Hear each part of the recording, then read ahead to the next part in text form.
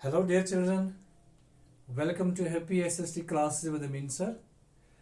Children, we are discussing about resources and development. Our today's topic is land degradation. Children, what is degradation? In simpler words, we can say when the quality of anything is reduced. किसी भी चीज़ की जब quality कम हो जाती है तो उस चीज़ को हम डिग्रेडेशन बोलते हैं. क्योंकि यहाँ पे टॉपिक हमारा है लैंड डिग्रेडेशन. सो ये है रिलेटेड विद द लैंड कि लैंड कैसे क्वालिटी में कम हो जाता है, वो कैसे खराब हो जाती है. ठीक है. So first of all we will define what is land degradation. So definition अगर इसको आपको लिखनी होगी तो आप कैसे लिख सकते हो उसकी डेफिनेशन. तो डेफिनेशन में हम इसको ऐसे लिख सकते हैं when the quality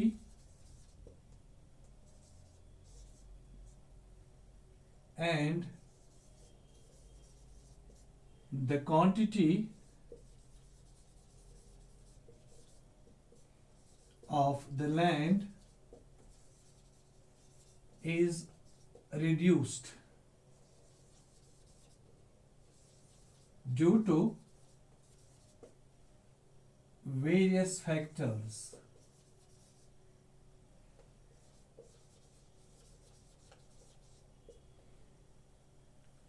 Human and natural.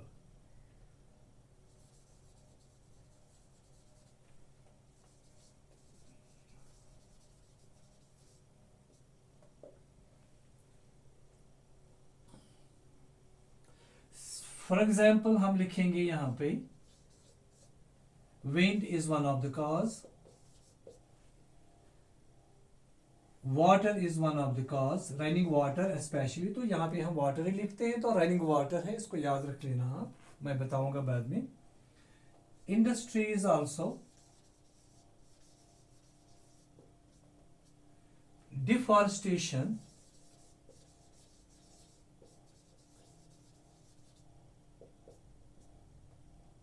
overgrazing,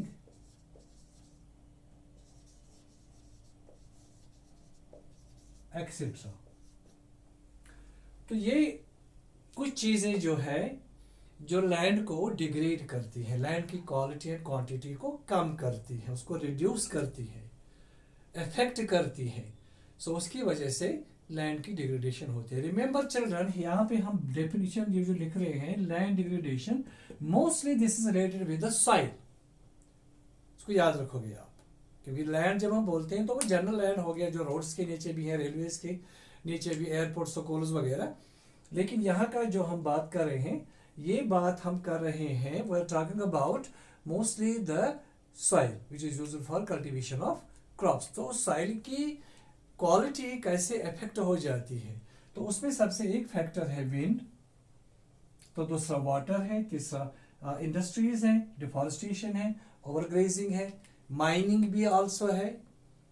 तो बहुत सारे और चीजें हैं. तो ये आपके लिए काफी है, सब्जेक्ट है आपके लिए, ये इंपॉर्टेंट चीजें जिसको हम वन बाय वन डिस्कस करेंगे. मगर याद रखो ये when you will be asked about right the definition, यह हो सकता है शॉर्ट टाइप आंसर में आपका यह हो या लॉन्ग टाइप आंसर में हो, तो आप इसको इसी तरीके से लिखेंगे.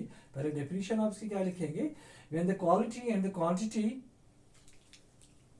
when the quality and the quantity of the land is reduced due to various factors, human and natural factors. ठीक है जी. यहां पे आप इसको ऐसे भी लिख सकते हो, when the quality and the quantity of the land is reduced due to human and natural factors. ये भी चलेगा, ये भी ठीक है. इस तरह भी मैंने आपको लिखा है, ठीक है. तो कौन सी चीजें हैं, वो है wind, water, industries, deforestation, overgrazing. अब ये कैसे इफेक्ट करती है लैंड को, वन बाय वन थोड़ा थोड़ा सा मैं आपको ये समझाऊंगा.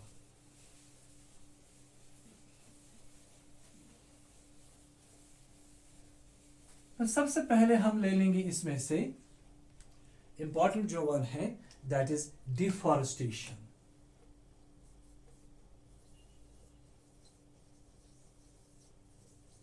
डिफॉरेस्टेशन क्या होता है? What is deforestation? Usually deforestation is a term which is associated with cutting down of trees. ठीक है जी, कटिंग डाउन ऑफ ट्रीज को हम बोलते हैं deforestation. Cutting down of trees eight large scale. ठीक है जी. पेड़ को जंगलात में जब बहुत काटते हैं लार्ज स्केल में, काफी तादाद में, तो we call that as deforestation. तो डिफॉरेस्टेशन करती क्या है? इसकी वजह से लैंड डिग्रेड कैसे हो जाता है? जब हम पेड़ को काटते हैं, एक पेड़ को काटते हैं, आपने तो पढ़ा होगा शायद साइंस वगैरह में या बायोलॉजी में, दूसरी या छोटी किसी क्लास में बोलो, आपको जहन में होगा. जब हम पेड़ को काटते हैं तो उसकी वजह से कुछ टाइम के बाद उस पेड़ का जो बाकी रह जाता है रूट वगैरह, वो दे डाई, जड़ जिसको हम बोलते हैं, वो मर जाते हैं. ठीक है. तो जब पेड़ होता है एक लाइव, जिंदा, क्योंकि ये लिविंग ऑर्गेनिज्म है, इसके रूट जो है वो सॉइल को, जमीन आसपास जो पेड़ की होती है उसको फर्मली अपनी ग्रिप में रखता है, tightly holds tightly the land which is around the tree. जमीन के आसपास, इस पेड़ के आसपास जो जमीन होती है उसको वो टाइटली पकड़ती है. ठीक है. लेकिन जैसे ही हम पेड़ को काटते हैं तो उसके आसपास वाली जमीन जो, जहां पे जड़ फैले हुए होते हैं, रूट्स, वो जड़ मर जाने की वजह से लैंड जो है ये लूज हो जाती है.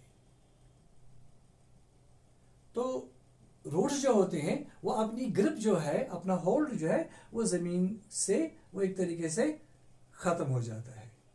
फिर जैसे बारिश आती है या बर्फ होती है तो मेल्टिंग ऑफ आइस की वजह से पानी बहता है, बारिश होती है, वो भी रन ऑफ की वजह, रन ऑफ में बह जाता है पानी, तो वो उस कमजोर जमीन को डिसॉल्व करके अपने साथ ले जाती है.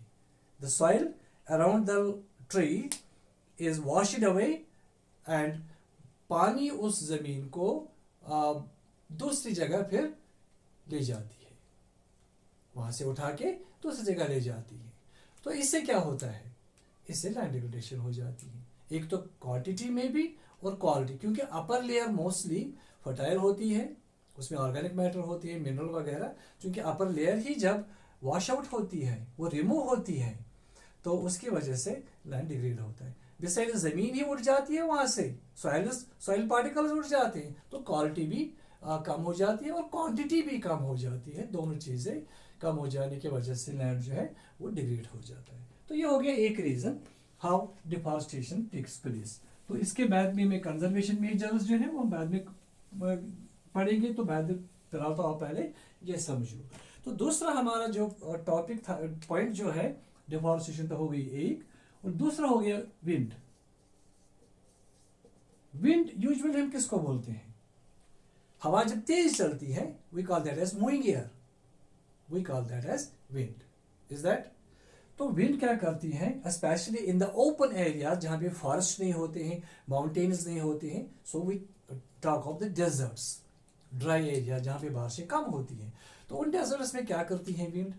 विंड जब व्हेन विंड ब्लोज, ये जो हवा जब तेज चलती है, आंधी जिसको हम बोलते हैं एक तरीके से, क्योंकि फास्ट जब वो कभी कभी उसकी स्पीड ज्यादा होती है, तो we call that as wind, और विंड स्टॉर्म भी हम बोल सकते हैं. तो ये जब विंड ब्लोज, ये जब बहुत तेज चलती है, तो ये अपने ओपन एरियाज में, डेजर्ट एरियाज में, ड्राई एरियाज में लूज लैंड पार्टिकल्स को उठा के किसी दूसरी जगह पे ले जाती है और वहां पे छोड़ जाती है. अगर कोई रास्ते में उसको फिर एक छोटा सा प्लेन्स या प्लेटू आ जाएगा, या हिल्स आ जाएंगे, या माउंटेन भी आ सकता है, या कोई सैंड ड्यून बड़ा सा आ सकता है, तो वहां पे टकरा के ये विंड की स्पीड कम होती है, तो वो डिपॉजिट करते हैं वो पार्टिकल्स वहीं पे, एक जगह से उठाते हैं दूसरी जगह उनको ले जाते हैं. तो इसकी वजह से जहाँ से उठाते हैं वहाँ क्वालिटी और क्वांटिटी दोनों चीज़ें कम हो जाती है, क्योंकि अपर लेयर में जो लूज पार्टिकल्स होते हैं वो उड़ा के ले जाती है विंड, फिर दूसरी जगह उसको छोड़ जाती है. क्लियर?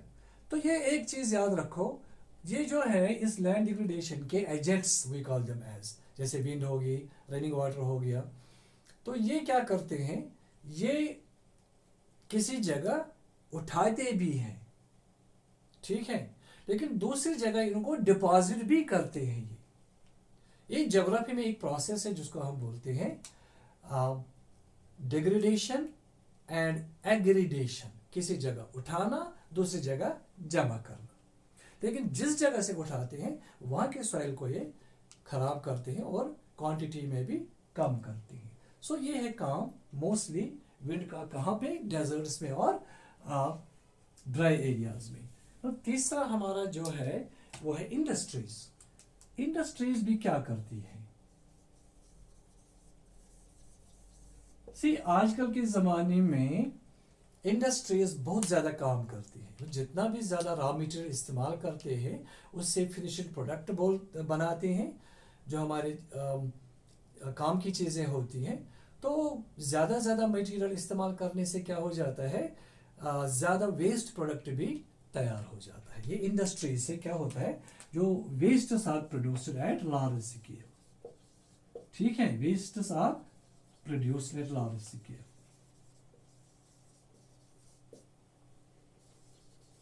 तो लार्ज स्केल में जब ये वेस्ट प्रोड्यूस होते हैं उससे क्या होता है, इंडिया में मोस्टली 90% से भी ज्यादा इंडस्ट्रीज होगी इंडिया में, छोटी बड़ी, जिनके पास ना तो ट्रीटमेंट प्लांट्स है, ना ही प्रॉपर डंपिंग ग्राउंड से या साइट से, ठीक। वेस्ट ट्रीटमेंट प्लांट क्या होता है, जब वेस्ट किसी इंडस्ट्री से निकलता है, जैसे फॉरेन कंट्रीज में ऐसे बहुत सारे मुल्क जो है, यूरोपियन कंट्रीज, अमेरिकन कंट्रीज, तो वहाँ पे इंडस्ट्रीज, फैक्ट्रीज वालों के पास होते हैं ट्रीटमेंट प्लांट्स।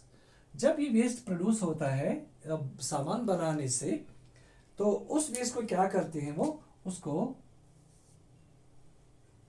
ट्रीट करते हैं, यानी उसके जो टॉक्सिक मटेरियल्स है उनको अलग निकालते हैं। फिर बाकी जो बचता है वो किसी जगह वो डंप करते हैं जमीन के अंदर, उनके बड़े बड़े प्रॉपर ये डंपिंग साइट्स होते हैं, ठीक है। लेकिन इंडिया में क्या करते हैं, मोस्टली द इंडस्ट्रीज यहाँ पे जो है, ये इनके पास प्रॉपर डंपिंग साइट्स और treatment plants, waste treatment plants नहीं होते हैं। ये मटेरियल जो इनके आउटलेट्स होते हैं इंडस्ट्रीज के, जहाँ से वेस्ट निकलता है, वो या तो नियर बाई एरिया में वो छोड़ते हैं, या ड्रेन्स में लगाते हैं, या वाटर बॉडीज में लगाते हैं। लेकिन नियर बाई लैंड्स में ये जो वेस्ट वगैरह छोड़ते हैं, उसकी वजह से क्या हो जाता है, जो ज़मीन आसपास की होती है, क्योंकि ये वेस्ट जो बाद में वहाँ पे होता है लैंड पे, बारिश की वजह से या विंड की वजह से ये उधर इधर फैलता रहता है। तो उस फैलने की वजह से ये आहिस्ता आहिस्ता बहुत बड़े एरिया को ऑक्यूपाई करके उसको ख़राब करते हैं, क्योंकि टॉक्सिक मटेरियल होते हैं, स्पेशली जो glass industries, chemical industries, tanneries, leather industries वगैरह छोड़ते हैं ये वेस्ट प्रोडक्ट्स। तो उस वेस्ट की वजह से भी वो ज़मीन आसपास की डिग्रेड हो जाती है, क्योंकि वेस्ट पॉट, ये जो टॉक्सिक मटेरियल जो होते हैं, जहरीले वेस्ट जो होते हैं, ये मिल जाते हैं ज़मीन के साथ और उसको ख़राब करते हैं। अब दूसरा एक और नुकसान ये करते हैं, ये इंडस्ट्रीज वाले ये क्या करते हैं, ये अपने आउटलेट्स वाटर बॉडीज में डालते हैं। किसी जगह वाटर बॉडी होती है नज़दीक में, रिवर, लेक या स्ट्रीम या पॉन्ड, तो उनमें भी ये अपने ये मटेरियल डाल के वहाँ के एक्वाटिक लाइफ को भी ख़राब करते हैं। लैंड को ही नहीं बल्कि वाटर को भी ये पोल्यूट करते हैं। और बहुत सारे गाँव में अक्सर बाहर दूर दराज इलाकों में इन्हीं वाटर बॉडी से लोग बेचारे पानी लेते हैं और वो इस्तेमाल करते हैं। तो चूँकि टॉक्सिक मटेरियल होता है इस पानी में, जिसकी वजह से उनमें बीमारियां बढ़ जाती हैं। तो ये एक इंडस्ट्रीज है, एक रीज़न इंडस्ट्रीज का भी है, ये किस तरह लैंड को डिग्रेड करते हैं when the waste is produced at large scale and it is thrown in nearby areas around the industries, ठीक है। फिर एक और है, जैसे एग्जांपल हम ले लेंगे सीमेंट इंडस्ट्री, सेरेमिक इंडस्ट्री, जहाँ से ये टाइल्स वगैरह जो बाथरूम वगैरह में इस्तेमाल होते हैं, आजकल उसका काफ़ी ज़्यादा इस्तेमाल होता है उन चीज़ों का। तो सेरेमिक इंडस्ट्री, सीमेंट इंडस्ट्री, ये सीमेंट बनाने के लिए और ये टाइल्स वगैरह बनाने के लिए बहुत सारे टाइप के मटेरियल को ग्राइंड करते हैं, बहुत सारे रॉक्स को करते हैं, जैसे लाइमस्टोन हो गया, कैल्साइट हो गया। तो इनको जब ग्राइंड करते हैं तो उसका बाद में ज़्यादा डस्ट प्रोड्यूस होता है, that dust comes out through the chimneys, ठीक है। तो चिमनी से ये जब डस्ट बाहर निकलती है तो हवा की वजह से ये फैलती है बहुत सारे इलाकों में। आसपास गांव वालों के फर्टाइल लैंड्स भी होते हैं जहाँ पे वो क्रॉप उगाते हैं। तो उस लैंड के साथ ये पार्टिकल्स बाद में नीचे आके मिक्स हो जाते हैं। यहाँ से बारिशें भी होती हैं, इरिगेट भी करते हैं किसान लोग ज़मीनों को क्रॉप के टाइम में। तो उस पानी की वजह से ये डस्ट जो होती है सीमेंट वगैरह की, ये हार्ड होती है। तो एक टाइम गुजर जाता है, time with course of time, कि ये इस फर्टाइल लैंड के साथ बहुत सारा डस्ट मिल जाता है और अंदर अंदर से ज़मीन को ये हार्ड करती है, और जिसकी वजह से लैंड डिग्रेडेशन हो जाती है। तो ये हो गया थोड़ा सा अबाउट इंडस्ट्रीज का, कैसे वो करते हैं डिग्रेड लैंड को। नाउ एक और भी है हमारे पास, ओवरग्रेजिंग।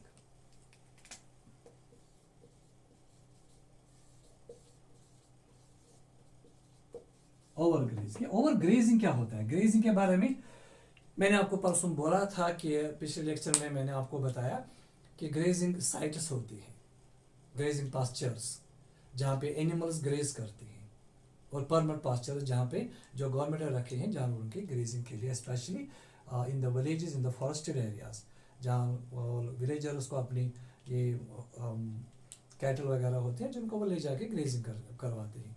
तो ये ओवर ग्रेजिंग कैसे हो जाती है? जब जानवर इसमें पास्चर लैंड्स में जाते हैं तो जो गांव वाले उनको वहाँ ले जाते हैं, स्पेशली द शेफर्ड्स, वो क्या करते हैं, इन जानवरों को खुला ही छोड़ देते हैं without taking care of them. वो जानवर एक ही जगह पे बैठ के बहुत बड़े एरिया को कवर करके उसको ग्रेज करता है, खाता रहता है घास को।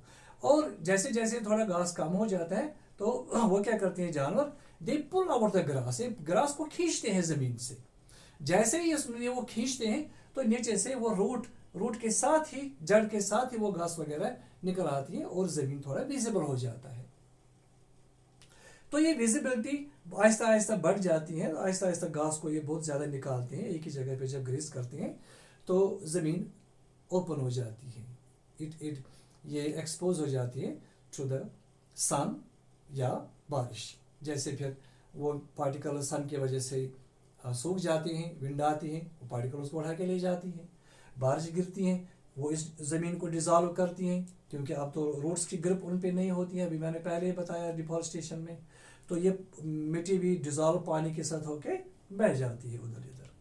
तो उससे वो इलाका फिर बैरन हो जाता है, डिग्रेड हो जाता है, उसकी क्वालिटी ख़राब हो जाती है, घास कम उगाती है। अक्सर आपने देखा होगा हेल्थ रिजॉर्व्स पे जाके, जहाँ पे ये जानवर वगैरह, घोड़े वगैरह ग्रेजिंग करते हैं, तो बहुत सारे पास्चर एरियाज में बड़े बड़े गड्ढे होते हैं। वो इसी की वजह से होती है, क्योंकि ये ओवर ग्रेजिंग करते हैं। तो ये इसकी वजह से भी लैंड डिग्रेडेशन हो जाती है। तो फिर एक और भी है माइनिंग। तो माइनिंग की वजह से, जैसे कोल माइनिंग करते हैं मोस्टली इंडिया में बहुत सारे स्टेट्स में। तो माइनिंग के बाद एक तो होती है ओपन सरफेस माइन, ऊपर वाली ज़मीन के हिस्से में कोल वगैरह होती है। दूसरी एक होगी जो ज़मीन के अंदर होती है, लेकिन जो ऊपर वाली जो होती है we call that open surface mining. तो जब वो कोल निकालते हैं तो उस कोल निकालने की वजह से बहुत बड़े बड़े गड्ढे बन जाते हैं वहाँ पे। लेकिन फिर जब वो एक्सकवेशन ख़त्म हो जाती है, कोल निकालना बंद हो जाता है, तो उन गाड़ों वाड़ों को ऐसे ही छोड़ देते हैं। फिर जब बारिश होती है तो उनमें वाटर लॉगिंग होती है, या विंड आती है कभी तेज़, वो उन वहाँ के वो कोल पार्टिकल उसको उठा के फिर ले जाती है, आसपास के खेतों में फेंक देती हैं। तो उसकी वजह से वो मिक्स हो जाते हैं कोल पार्टिकल्स लैंड के साथ, जिसकी वजह से लैंड डिग्रेडेशन होता है। और वहाँ पे गड्ढों में जो पानी भरता है तो वहाँ पे वाटर लॉगिंग हो जाती है, तो वो नेचुरली उस पूरी ज़मीन को वो फिर एसिडिक बनाती है, ख़राब करती है, सलाइन बनाती है। ठीक है जी। तो ये हो गया कुछ जो है रीजंस आपके लिए, इतने सफिशिएंट रीजंस हैं जो ये लैंड डिग्रेडेशन को सपोर्ट करते हैं। तो इसके कंजर्वेशन मेजर्स में हम क्या कर सकते हैं? देखो कंजर्वेशन कैसे कर सकते हैं। मेजर्स टू स्टॉप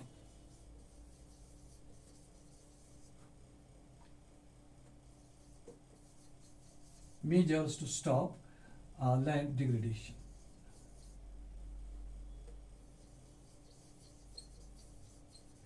इसको क्या कैसे हम कर सकते हैं स्टॉप? ना क्या होगी आपकी इसमें पॉइंट्स जो आप लिख सकते हो 2-4, जिसकी वजह से हम इस लैंड डिग्रेडेशन को रोक सकते हैं। सबसे पहले हम क्या कर सकते हैं, मैंने आपको डिफॉरेस्टेशन के बारे में ये भी बोला कटिंग डाउन ऑफ ट्रीज। तो उसका मेजर जो है कंजर्वेशन मेजर जो है that is afforestation. What is afforestation? Afforestation जो है ये टर्म है associated with planting of more and more trees. ठीक है, एफॉरेस्टेशन होता है प्लांटिंग ऑफ ट्रीज।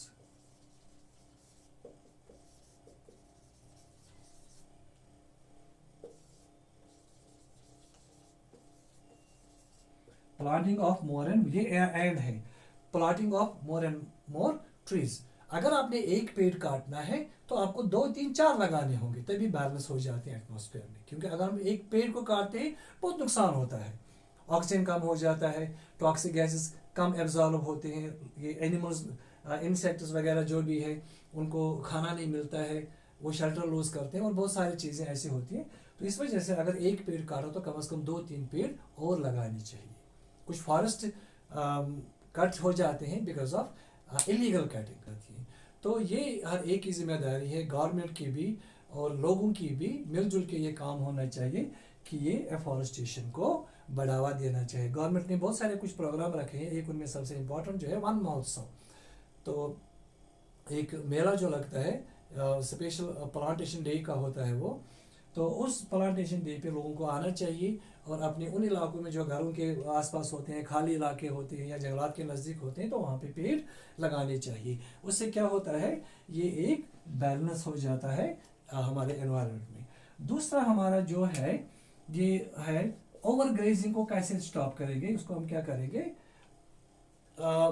यहाँ पे लिखेंगे control over over grazing.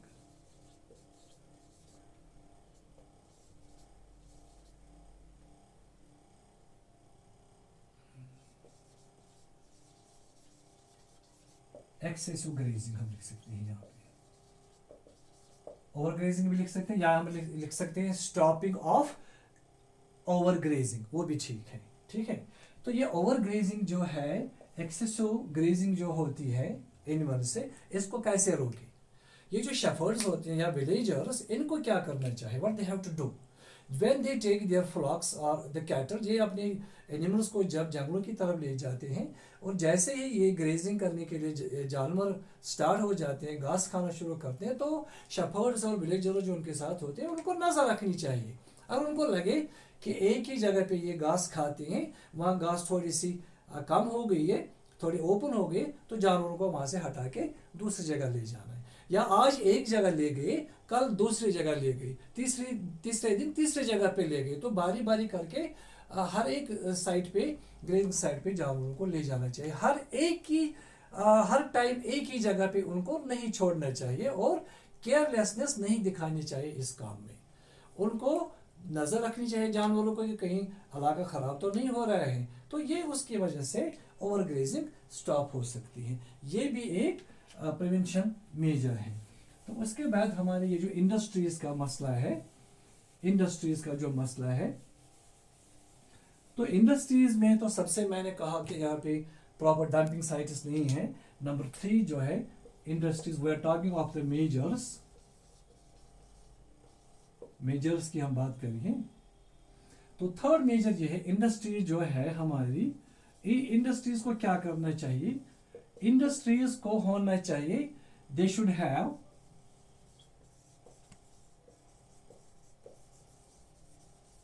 Proper dumping sites, proper treatment plants. पहले ये यहां पे लिखेंगे हम प्रॉपर वेस्ट ट्रीटमेंट। ठीक है,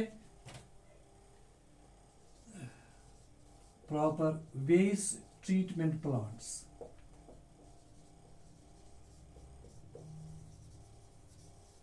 एंड प्रॉपर डंपिंग, और डंपिंग साइट्स लिखो तो प्रॉपर वही हो गया, डंपिंग ग्राउंड्स भी लिख सकते हैं, ये भी चलेगा। और इंडस्ट्रीज को क्या होना चाहिए, एक तो इनको होने चाहिए सबसे पहले ये वेस्ट ट्रीटमेंट प्लांट्स, ताकि जितना भी वेस्ट निकले उसका टॉक्सिक मटेरियल जो है उसको पहले ही वो अलग करे, सेपरेट करे। ठीक है। उसके बाद जो वेस्ट बचता है उसको नहीं छोड़ना चाहिए वाटर बॉडीज में या नियर बाई लैंड्स में, तो उसको प्रॉपरली डंपिंग ग्राउंड जो होते हैं इंडस्ट्रीज के बड़े बड़े, उनमें उसको डंप करना चाहिए, ठीक है। तो ये एक प्रिवेंशन मेजर है इंडस्ट्रीज का। तो एक मेजर और भी है जिसको हम यहाँ बोलेंगे डेजर्ट्स के बारे में। मैंने विंड के बारे में मैंने आपसे बोला कि विंड जो है डेजर्ट्स में, जो विंड इरोजन जो है उसको कैसे रोकेंगे, how to stop wind erosion. Wind की वजह से क्या करने चाहिए। विंड जो है ये सैंड ड्यून्स तो आपको पता ही होगा, they are the big heaps small hills of the sand in the deserts. तो उसको भी जब ये वहाँ से भी जब ये विंड पार्टिकल्स को उठा के दूसरी जगह ले जाती है, तो उन सैंड ड्यून्स को बचाने के लिए क्या करना चाहिए, उनमें प्लांट करने चाहिए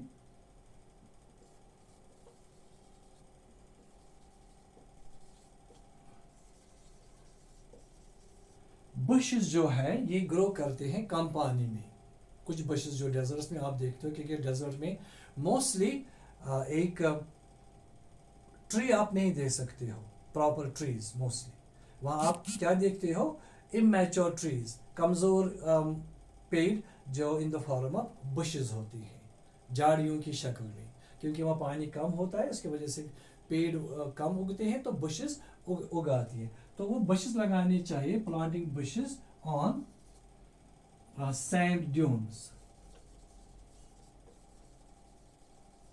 तो ये सैंड ड्यून एरियाज जो है ये बुशेस की वजह से जब उनको प्लांट करेंगे वहां पे, तो वो थोड़ा स्टेबल हो जाएंगे, और जब विंड आएगी एक तो ये बैरियर बन जाएंगे, ये बुशेस विंड स्पीड को कम करेंगे, दूसरा सॉइल को फर्मली टाइट करेंगे और सॉइल को जाने नहीं देंगे।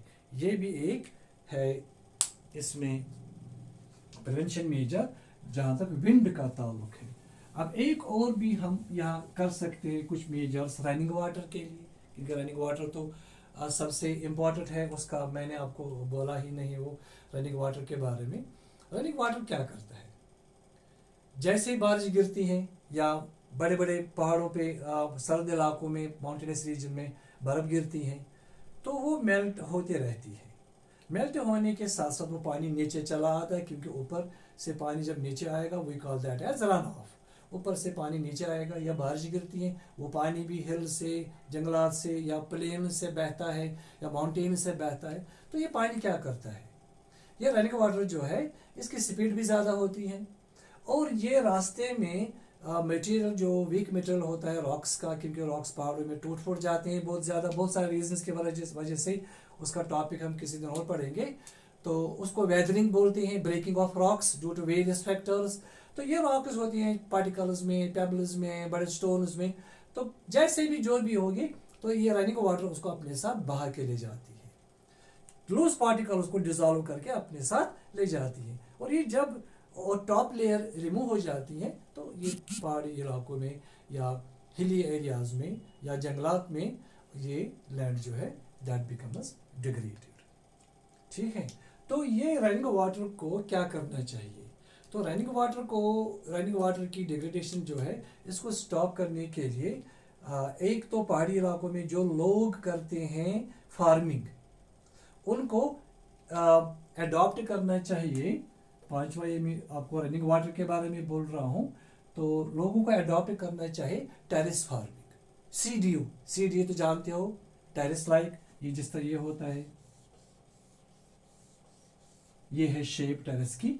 तो पहाड़ी इलाकों में, हिली एरियाज में लोगों के जो खेत है वो इस तरह कल्टीवेट होने चाहिए, ताकि जब ऊपर से बारिश वगैरह गिरे और ये पानी जो है ये आहिस्ता आहिस्ता बहे, और अगर यहाँ से सेडिमेंट्स निकले पानी की वजह से वो इसमें आए या इसमें आए, तो एनी हाउ वो ज़्यादा उधर इधर ना जाए। दूसरा, इन्हीं लैंड्स के आसपास जो है वहाँ पे क्या करना चाहिए, उनको वॉल बनानी चाहिए, दीवारें देनी चाहिए, छोटी मोटी दीवारें, 2-2, 3-3 फुट की दीवारें ज़मीन के आसपास जो उनकी बाउंड्री होती है लैंड की, उसके चारों तरफ से वॉल खड़े करने चाहिए, ताकि अगर बारिश गिरे तो वो उसी के अंदर गिरे और वो आसपास के इलाकों में ना गिर जाए, यानी जो उसके बाउंड्री है किसी ज़मीन की, वहाँ से पानी बह न जाए और सॉइल को अपने साथ ना ले जाए। तो उसको हम क्या बोलते हैं, टेरेस फार्मिंग। ये है जो टेरेस फार्मिंग उसको बोलते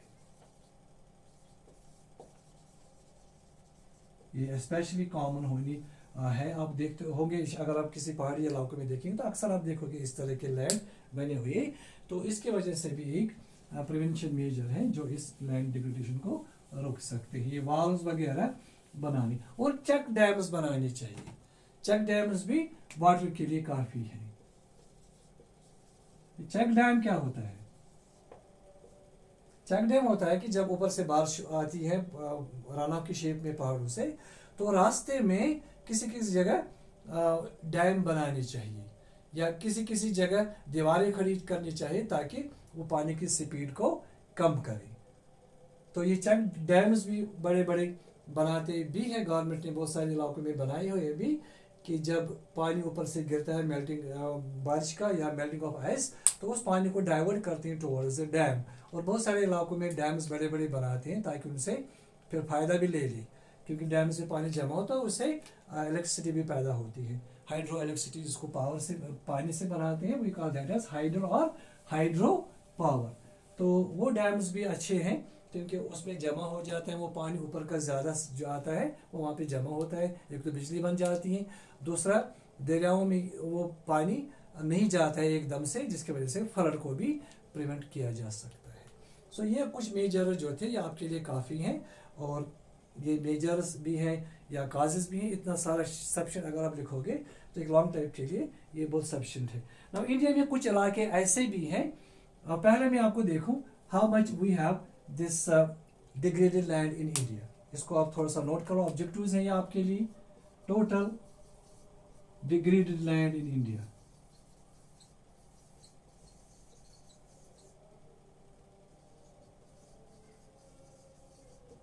total degraded land in India कितना है? ये है 130 मिलियन हेक्टेयर्स।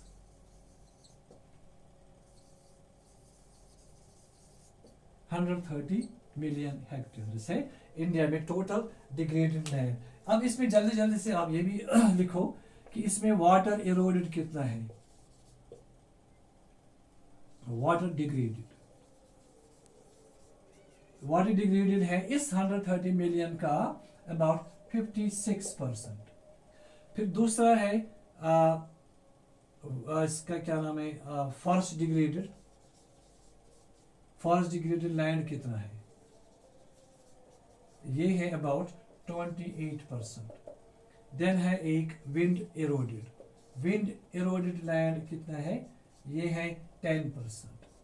ठीक है। फिर है फाइनली सैलाइन लैंड। सैलाइन के बारे में मैंने आपको पिछले लेक्चर में समझाया था कि ये सैलिनिटी जब बढ़ जाती है उन इलाकों में जहाँ पे बारिश फर्टाइल लैंड होते हैं, पानी कम गिरता है, बारिश कम होती है, तो वहाँ ट्यूबवेल इरिगेशन और वेल इरिगेशन ज़्यादा होती है। क्योंकि ट्यूबवेल और वेल्स में जो पानी होता है उसमें बहुत सारे साल्ट्स मिले होते हैं, और जब ज़्यादा पानी इस्तेमाल होता है उन वेल्स ट्यूबवेल्स का क्रॉप कल्टीवेशन के लिए, तो इवापोरेशन भी ज़्यादा होती है। इवापोरेशन की वजह से साल्ट बहुत ज़्यादा जमा हो जाते हैं इस लैंड में, फर्टाइल लैंड में, जिसकी वजह से वो लैंड फिर डिग्रेड होता है। तो ये है डेटा जो इस लैंड डिग्रेडेशन के साथ है इंडिया में कितना डिग्रेडेड लैंड है।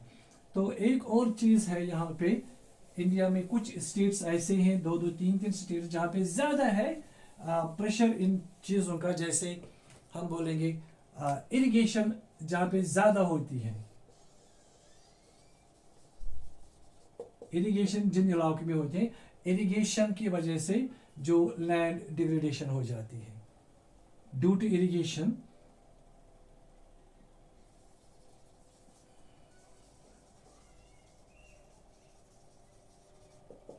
इरिगेशन की वजह से जो लैंड डिग्रेडेशन होती है इंडिया में कुछ स्टेट्स में, वो कौन से हैं? वो है पंजाब,